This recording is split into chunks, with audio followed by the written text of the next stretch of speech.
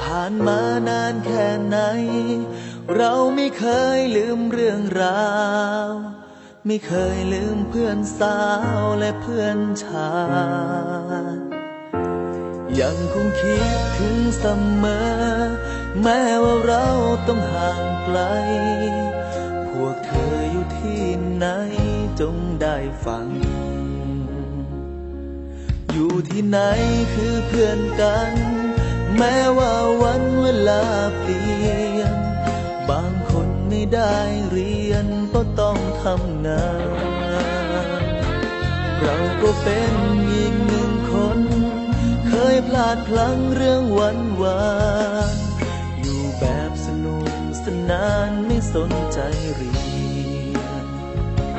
บอกเลยว่าการศึกษา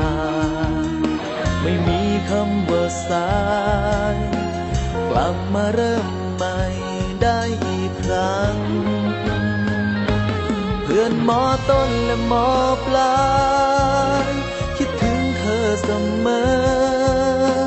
ถึงไม่ได้เจอกันแสนนานจบมาแล้วเราแยกย้ายจะอยู่ที่ไหนก็เพื่อนกัน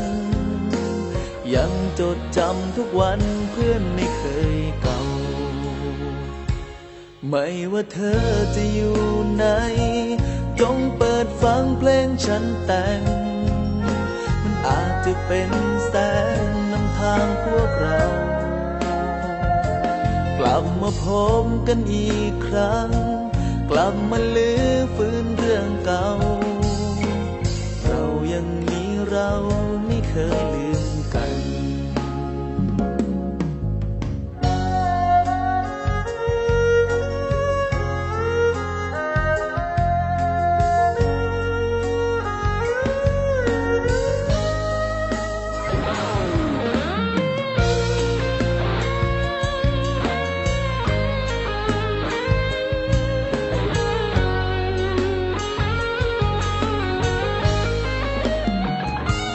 เพื่อนมอต้นและมอปลา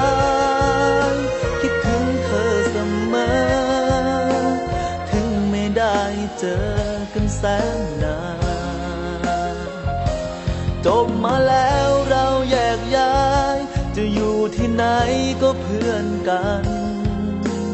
ยังจดจำทุกวันเพื่อนไม่เคยเก่าไม่ว่าเธอจะอยู่ไหนจงเปิดฟังเพลงฉันแต่งมันอาจจะเป็นแส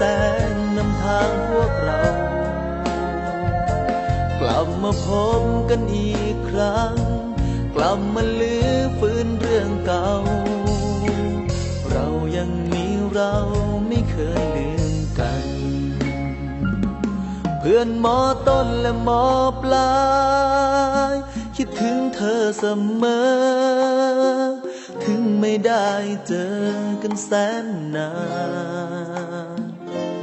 จบมาแล้วเราแยกย้ายจะอยู่ที่ไหนก็เพื่อนกันยังจดจำทุกวันเพื่อนไม่เคยเก่ายังจดจำทุกวันไม่เคยลืมเพื่อน